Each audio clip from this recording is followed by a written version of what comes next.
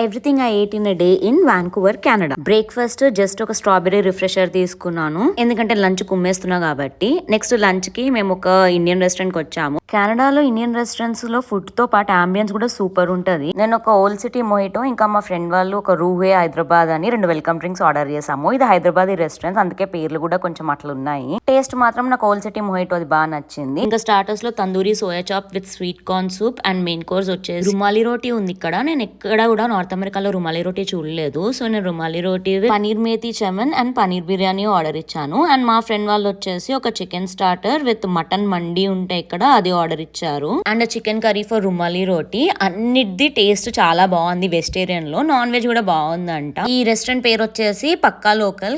వాన్కూవర్ ఎప్పుడైనా వెళ్తే ట్రై చేయండి. లంచ్ చేసిన తర్వాత అలా నగర పర్యటన చేసాము. నెక్స్ట్ డిన్నర్ వచ్చేసి ఒక నేపాలీస్ రెస్టారెంట్ మోమో హట్ అని ఉంటే దానికి వెళ్ళాము. ఫస్ట్ అయితే నేను చట్పటా బేల్ తీసుకున్నాను. నేను టిక్ టాక్ లో బాగా చూస్తాను అనమాట ఈ చట్పటా బేల్. నేపాల్ వాళ్ళు చేసుకుని తింటుండే, నాకు ఎప్పటి నుంచో ట్రై చేయాలని ఉండేది టేస్ట్ ఎట్లుంటదా అని. సో ఆర్డర్ ఇచ్చి ట్రై చేస్తే నాకు ఫస్ట్ బైట్ నాకు అంత నచ్చలే చెప్పాలంటే. ఏదో వియర్డ్ టేస్ట్ ఉండే, ట్యాంగీగా స్వీట్ గా అన్ని కలిపి. బట్ తినగా బాగుండింది. ఒక 2-3 బైట్స్ తినేసరికి అది నాకు నచ్చడం స్టార్ట్ అయ్యింది. మీరు ఎప్పుడన్నా ఈ నేపాలీ చట్పటా బేల్ ట్రై చేశారా? నాకు కమెంట్స్ లో చెప్పండి. అండ్ నెక్స్ట్ నేను వచ్చేసి తందూరి మోమోస్ ఇంకా అఫ్ఘానీ మలై మోమోస్ అని ఉంటే, ఒకటి వెజిటబుల్ స్టఫింగ్ ఇంకోటి పనీర్ స్టఫింగ్ తో తీసుకున్నా. నాకు తందూరి మోమోస్ బాగా నచ్చాయి, మలై మోమోస్ కూడా బాగానే ఉండే. మా ఫ్రెండ్ వాళ్ళు సేమ్ చికెన్ స్టఫింగ్ తో తీసుకున్నారు. అంతే, డిన్నర్ లైట్ గా చేసుకున్నాము. దీని తర్వాత ఇక్కడ ఒక పాన్ షాప్ ఉందని నాకు పాన్ ట్రై చేయాలనిపించింది. I took Meenakshi paan and మా ఫ్రెండ్ ఒక ఫలూదా తీసుకుంది. ఇంకా దీంతో ఇవాళకి డైజెస్టివ్ సిస్టమ్ కి తాళం వేస్తాం.